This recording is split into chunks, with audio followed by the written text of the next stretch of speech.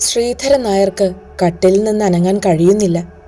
ശരീരത്തിന്റെ ഒരു ഭാഗം പാടെ തളർന്നു പോയിരിക്കുന്നു. ഒരൊറ്റ രാത്രി സമ്മാനിച്ച ക്രൂരത. എന്തെല്ലാം പ്രതീക്ഷകളോടെയാണ് തലേ രാത്രി ഉറങ്ങാൻ കിടന്നത്. എല്ലാം ഇവിടെ തകർന്നു പോയിരിക്കുന്നു.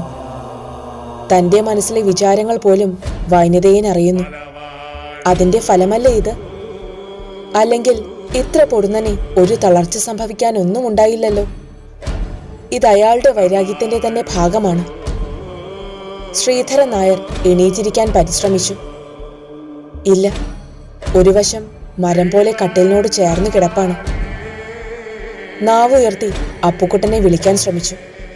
ആ ശ്രമവും പാഴായിപ്പോയി. നാവിന്റെ പകുതി ഭാഗം മരിച്ച അവസ്ഥയിലാണ്. അപ്പുക്കുട്ടനും സീതയും പണിക്കാരോടൊപ്പം വീട്ടുസാധനങ്ങൾ കാളവണ്ടിയിൽ കയറ്റുകയാണ്.